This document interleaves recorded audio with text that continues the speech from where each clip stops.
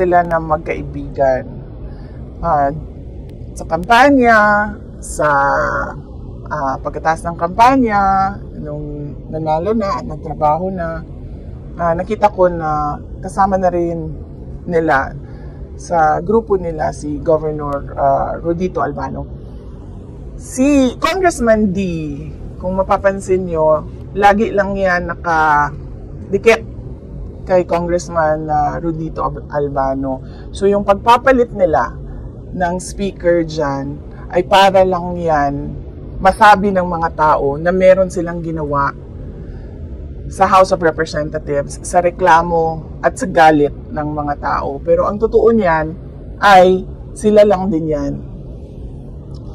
Grupo lang din yan ni Martin Romualdez, ni Sandro Marcos, and of course, syempre, papunta na rin yan kay BBM.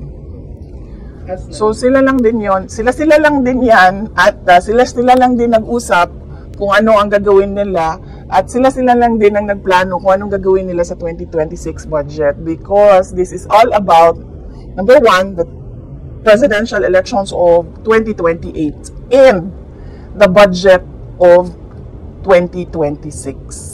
Kasi inubos naman na nila yung 2025, di ba? So 2026 na pinag-uusapan dito.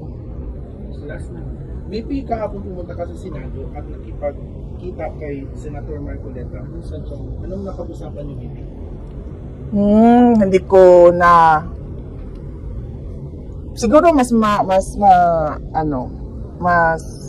mabuti kung si Senator Marcoleta na lang ang magsabi kung ano yung napag-usapan namin dito. Kasi I think naglabas naman ata siya ng statement, di ba, no? Naglabas siya ng photo eh. Naglabas siya ng photo, tapos sinabi niya doon, anong caption niya? Ikaw na lang. Oo. Diba? Hindi eh, kasi ano lang yan sa'yo eh, naghahanap ka lang ng chismis eh.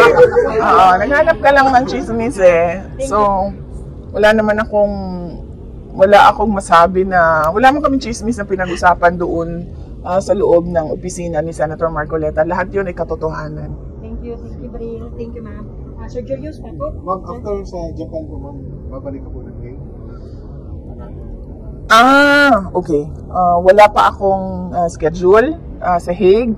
Napanigurado ko na merong magbibisita kay Pangulong Duterte doon. So on that note, sigurado I am comforted by the fact na may nagbibisita sa kanya araw-araw na pinapayagan ng detention unit